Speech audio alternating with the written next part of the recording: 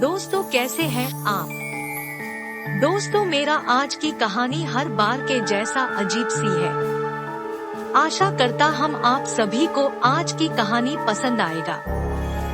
आप मेरी चैनल में नया हो तो कृपया लाइक, शेयर, सब्सक्राइब जरूर करें। मेरे को ज्यादा मोटिवेट करने के लिए कमेंट करना न भूलें। आज की कहानी एक पेटनी की असली कहानी।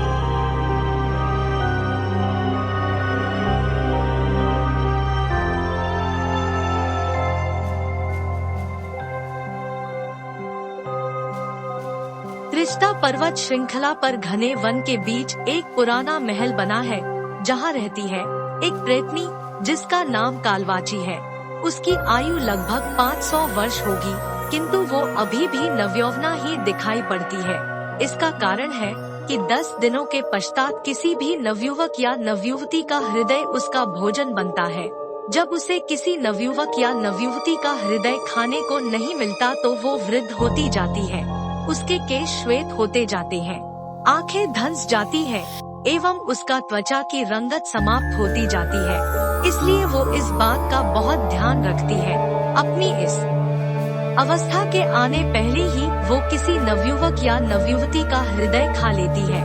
और इसी कार्य हेतु वो कुछ समय पहले राजा कुशाग्रसेन के राज्य वैतालिक राज्य गई थी।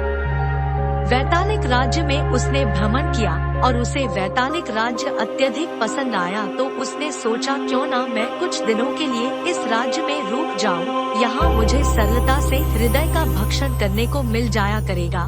फिर मैं तो प्रेतनी हूँ, किसी भी वृक्ष पर सरलता से वास कर सकती हूँ। अपनी गोपनीयता बनने में मुझे यहाँ सरलता भी रहेगी। दिन में सुंदर युवती का वेश धर लिया करूँगी और रात को किसी वृक्ष पर सो जाया करूँगी। और फिर यही सब सोचकर कालवाची ने वैतालिक राज्य में रहने का निर्णय लिया। वो वैतालिक राज्य में रहने लगी। उसे वहाँ अत्यधिक आनंद आ रहा था। सरलता से वो नवयुवक एवं नवयुवती की हत्या करती एवं उनका हृदय निकालकर खा लेती। अब उसे नवयुवक एवं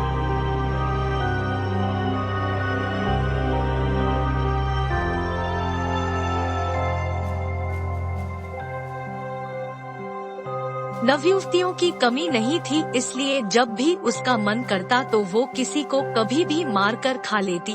दिन प्रतिदिन उसका यौवन कांतिमय होता जा रहा था। उसके अंगों में लावण्य एवं स्वस्थता का वास हो गया था।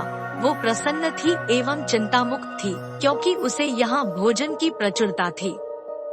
किंतु राजा कुशाग्रसेन को जब ये ज्ञात हुआ कि आए दिन उनके राज्य में हत्याएं हो रही हैं, किंतु इतने प्रयासों के उपरांत भी हत्यारे को बंदी न बनाया जा सका, तो उन्हें अत्यधिक चिंता हुई।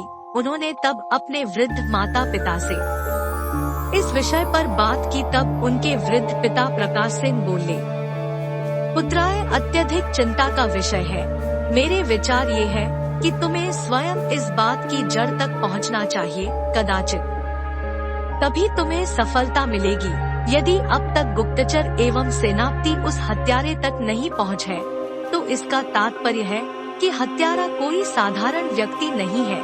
इस प्रकार निर्मम प्रकार से हत्या करना किसी साधारण व्यक्ति का कार्य कभी नहीं हो सकता। कदाचित आप ठीक कह रहे हैं पिताश्री, मैं आपसे पूर्णतः सहमत हूँ, कुशाग्रसेन बोले। तब कुशाग्रसेन की माता मृगमालती बोली, किंतु पुत्रा, मुझे संदेह सा हो रहा है। कैसा संदेह माताश्री? तनिक मुझसे भी कहें, कुशाग्रसेन ने पूछा। तब मृगमालती बोली, मुझे ऐसा प्रतीत होता है कि ये किसी भूत पिशाच का कार्य है, क्योंकि साधारण व्यक्ति केवल हत्या करता तो धन के लिए, किंतु ये हत्यारा हत्या करता और धन भी नहीं लूटता, केवल हत्या करके मृतकों का हृदय भक्षण करता है। मुझे तो भय लग रहा है कि कहीं हमारे राज्य पर कोई विपत्ति ना आ गई हो।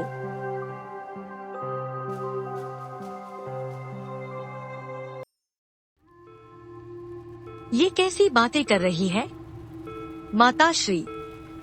ऐसा कुछ भी नहीं है, कुशाग्रसेन बोला। किंतु यदि ऐसा हुआ तो? मृगमालती बोली। उन सभी के मध्य वार्तालाप चल ही रहा था कि तभी कक्ष के द्वार पर दासी आकर बोली, महाराज, आपको महारानी ने याद किया है। तब कुशाग्रसेन बोले, उनसे कहो कि मैं अभी आता हूँ। जी महाराज। एवं ऐसा कहकर दासी ने वहाँ से प्रस्थान किया। तब कुशाग्रसेन ने अपने माता पिता से कहा, माताश्री एवं पिताश्री, मैंने आज रात्रि ही उस हत्यारे को खोजने का निर्णय लिया है। सायंकाल हो चली है, कदाचित रात्रि को समय न मिला तो आप दोनों मुझे अभी आशीर्वाद दे दीजिए, ताकि मैं अपने कार्य में सफल हो सकूं। हम दोनों का आशीर्वाद तो सदैव तुम्हारे साथ है, पुत्राईश्वर तुम्हें अवश्य सफल करेंगे। प्रकाशसेन बोले। अंततः कुशाग्रसेन अपने माता पिता का आशीर्वाद लेकर अपने कक्ष में लौटे, जहां उनकी पत्नी कुमुदिनी उनकी प्रतीक्षा कर रही थी। जैसे ही कुशाग्रसेन ने कक्ष में प्रवेश किया तो कुमुदिनी बोली, महाराज, मैं ये क्या सुन रही हूँ? आप आज रात्रि उस हत्यारे को बंदी बनाने हेतु राज्य में जा रहे हैं। मुझे ये बात सेनापति जी से ज्ञात हुई। हाँ प्रिय, ये मेरी विवशता है। मुझे अपने राज्य की रक्षा हेतु ये करना ही होगा। ना जाने कौन है जिसने राज्य में प्रवेश कर ऐसा घिनौना कार्य प्रारंभ कर दिया है। कुशाग्रसेन बोले, आपको ज्ञात है ना कि ये अत्यधिक संकट भरा हो सकता है, आपके प्राण भी संकट में आ सकते हैं। कुमुदिनी बोली, किंतु इसके सिवा और कोई मार्ग शेष नहीं बचा है। मैंने सभी प्रयास करके देख लिए हैं, किंतु वो हत्यारा अभी तक पकड़ा नहीं जा सका। कुशाग्रसेन बोले,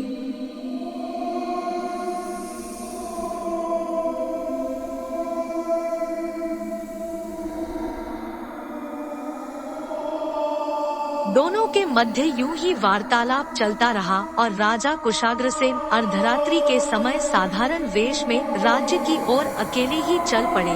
उन्होंने सारे राज्य का भ्रमण किया, किंतु उन्हें कोई नहीं दिखा। तब उन्होंने राज्य से लगे वन की ओर प्रस्थान किया। वे वन में पहुँचे एवं एक झरने के समीप एक उचित स्थान देखकर वहां विश्राम करने का सोचा। पूर्णिमा भरी रात्रि थी। चंद्रमा की धवल चांदनी चहुं ओर फैली थी। पहले तो उन्होंने कुछ लकड़ियां बीनी, इसके पश्चात 2 पत्थरों को आपस में रगड़कर अग्नि प्रज्वलित की। अग्नि जलाकर वे वृक्ष तले विश्राम करने लगे। वे विश्राम अवश्य कर रहे थे, किंतु सोए नहीं थे। वे तो इस ताप में थे कि वन में उन्हें कहीं से कोई स्वर सुनाई दे तो वे उस ओर जाएं, किंतु ऐसा कुछ भी नहीं हुआ।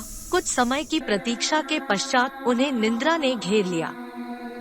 अर्धरात्रि बीत चुकी थी, तीसरा पहर भी समाप्त होने को था। तब कालवाची अपना भोजन करके वन की ओर लौटी और उसने देखा कि जिस वृक्ष पर वो रात्रि को वास करती है, आज तो उस वृक्ष के तले एक सुंदर युवक विश्राम कर रहा है। अग्नि का बसंती प्रकाश कुशाग्रसेन के मुख पर पड़ रहा था एवं उस प्रकाश में उनकी सुंदरता अत्यधिक निखर कर आ रही थी। कालवाची ने कुशाग्रसेन को देखा तो अपनी सुध-बुध खो बैठी और प्रथम दृष्टि में ही कुशाग्रसेन पर अपना हृदय हार बैठी। वो रात को उसके बगल में बैठकर उसे ऐसे ही निहारती रही। जैसे ही सूरज की लालिमा पसरी तो वो उस वृक्ष पर उड़कर पहुंच गई एवं उसने अपना रूप बदलकर एक मोरनी का रूप ले लिया।